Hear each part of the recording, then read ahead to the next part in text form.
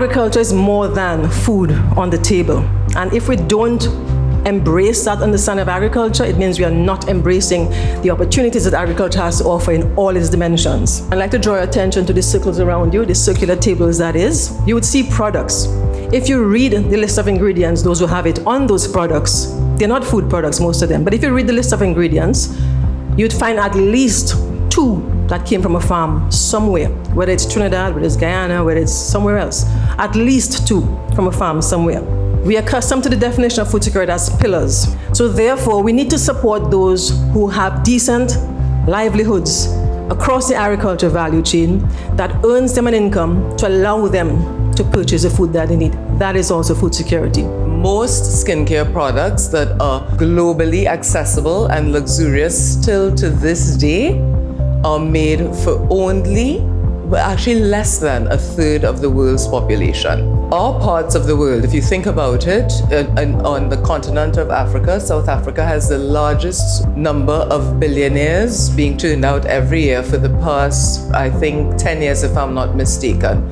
India's middle class is growing exponentially. That's an opportunity for us because we are a testing ground because of our ethnicity, because of the melting pot that is not only Trinidad and Tobago, but the Caribbean. It is time for us to play in that space. You may not have it all together immediately, no one does, but just believing in your product and putting yourself in spaces where you can benefit, whether it's forums like this, the marketplace, having samples in your bag. Sasha Cosmetics is a huge multi-million-dollar company now, and Karma never, when I say never does not have a lipstick or one of his powders to share with you. I tend to say that at JD's Naturals, we sort of marry our indigenous culture, which is very strong and very vibrant in Dominica still. I've learned a lot of different concoctions from my grandparents, from my parents. And so we wanted to sort of marry that with formal formulation. What is your niche? Like, try and narrow down, because you have a lot of people doing the same things. When you hear of JD's Naturals, you think of organic, you think of close to nature. We have turmeric shampoo, and all the colors that you see there are from natural ingredients. So I think it's very important that we get tested. I know back home we have the Bureau of Standards that regulates stability tests, preservation, etc. And especially if you want to penetrate the EU markets, the US markets, you have to be FDA approved. And for the EU market is even more stringent than the US market. And for me, my strategy was actually penetrating Martinique and Guadeloupe, because once you meet their standards, that means you automatically reach the standards for the EU. Collaboration is another important thing. The number of in-ways I have gotten from just being in those WhatsApp groups, the number of opportunities that I've come across. So you all can seek out, maybe in each island, try to research what expos are there that you can be a part of. Every business needs to have core values. You need to have values that are going to direct how you do business, that are going to resonate with you and represent your brand well. Core values helps to build trust with your customers. It shapes your brand. It helps you to stay aligned with your mission and vision, especially when you're facing challenges or are planning to grow in other areas. As you said, Wendy, necessity is the mother of invention, and sometimes when times are bad, you gotta look around to see how to innovate while staying true to yourself. You have your niche, you know what your product line is, but sometimes you have to take advantage of the opportunity that comes your way. During COVID, we very quickly found out that Grenadians were not interested in buying chocolate. However, everybody was into health and wellness, and they wanted to have cocoa powder. If you know a cocoa bean, a cocoa cacao bean, it has two main components in there. The brown cocoa mass and it has oils. So that oil that comes out of it, we made cocoa butter. We sold a lot, and we continue to sell a lot to entrepreneurs who are making body products. So yeah, sometimes you just need to pivot with the times. You stay true to who you are, but take a hold of opportunities even in the bad times. It's a great time for us. The world is our marketplace. We have access to information. We have access to the science from Dr. Ford and many more that can help us. And let's make ourselves boss in this industry so that we are going to import less. We are going to produce more, and we're going to turn things around to make this industry a very, very viable one for our Caribbean region. Much success to you, and thank you very much. The formulation is not the product. So you can formulate the best things, but if you can't get it to the market, you have an issue. So in this one, everyone knows glycerin, for example, old school land. This is an old school type of cream. It's called a cold cream. They came up with this concept. It's old school. It works for a lot of people. May not have worked for you. Now, if we look at this formulation, most of it is water. So we're basically paying for water with some oil. Do people want to do that anymore? No, they don't want. For example, we formulated creams where we've replaced the water, for example, with aloe vera extract or rose hydrosol. And you won't believe that small chain sells the product, because now they say, I'm not buying water, I'm buying aloe vera extract, which is basically 0.5% aloe vera extract in water, right? So you have to be careful, but also very creative with what you do so that you can make proper claims. And that's where the chemistry comes in, because only the chemist knows that I can put 0.5% aloe vera extract in water and call it aloe vera extract. So in order for us to actually access the market, we have to know what the market requires for us to actually have our products sold there. So yes, we have an exceptional formulation. We need to know what are they allowing, what is their permitted ingredients, what are the tests or the records they want available before you can actually enter their market.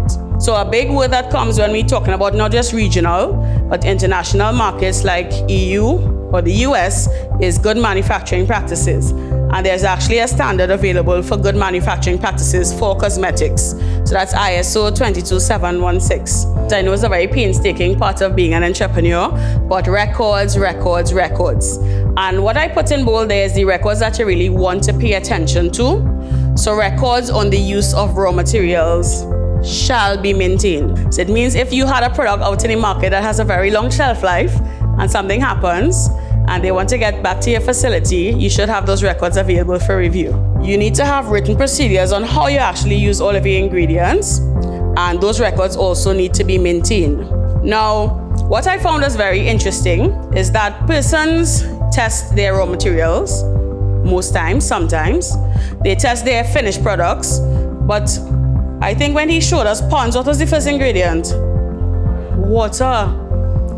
See, the standard brings it out. So the water that is used for cosmetic application has to be tested regularly for conformity with physical, chemical, and microbiological specifications. Shelf life study. How many of us know how long our products last? How you found that out? Okay, you did testing. They maintain records for that? All right, fantastic. All right, so they're also asking that you have suitable shelf life protocols to ensure that the products actually last the time you say it lasts, under the conditions you say it will last for. We do need to craft a roadmap tailored to our region, because that's what we want to do. It's not just for Trinidad and Tobago, but regionally we want to see ourselves on that map and tapping into that billion-dollar industry, engaging with the stakeholders present here, and having that course that you promised us are going to hold you to that, training and education, and of course Korea is another player also entering that market, having that support system, because it's not just the product development, it's not just the testing, but it's the business support. So you are in the Center for Enterprise Development, and we do have an actual business incubator that helps businesses, the micro MSMEs who need support in the registration, the marketing plan, the business plans. You're also on the same compound with the ICT services team that helps develop websites and all of your apps and your inventory and the things that you actually need for your business to move forward. So we're really looking forward to partnering with you, seeing where we can help, and really having a successful journey. It spoke a lot about having proper regulations and standards and following various procedures that you can use in getting your product on the international market. I learned a lot, especially the part about certification, about getting your product certified. At YTEP Limited, we are all about certification, especially when it comes to beauty therapy, in terms of aesthetics and massage therapy. What I took away from this program is that there are so many people who need to have some kind of body to represent us for certification. And to see the start of it happening, it's really overwhelming, to be honest. We all have the same goal, and just the suggestion of having a guild and using our collaborative efforts towards a common goal, I think that was the main takeaway today. And I think it is really a way to propel ourselves forward instead of being so individualistic, using the community and the collaborative effort to have more power in the market. Today's presentation was filled with so much information about finding your market niche, collaboration, networking, and really giving us micro entrepreneurs an opportunity to feature what we do best, not just only for our home countries, but for the rest of the region. I'm really excited to use all the information I gained today to grow more than just locally, but regionally, and to just expand even more in the future. I never want you to forget the fact that more than 60 to 75% of all firms in CARICOM are micro and small. That is where the dynamism and the strength of the economy comes from, and you are at the center of it. So today, this forum that we are engaged in provides us with an excellent opportunity to examine the potentials and, of course, unlocking the opportunities in the beauty, wellness, and skincare space as a means of diversifying economic development across our community. We think that if we were to continue in the way that I think IICA has pointed, and in the way that you yourself with your innovations have started some time ago, it's going to lead to something particularly dynamic for the region. I want to say that we are joined in this collective effort this morning, and we, as a CPSO, must be considered part of the ecosystem. It's a pleasure to be here with you today at this Agri Roadmap to Export event, a powerful platform for business exchange and development. I am particularly excited about the focus of today's session on SMEs in the beauty, skincare, and wellness and decor industry. The Glow, Groom, Glam theme chosen today is ideal for the session as it showcases how agri-based products can be the key to unlocking opportunities for expansion into the global beauty and wellness market. May I say, it's one of the fastest growing markets worldwide.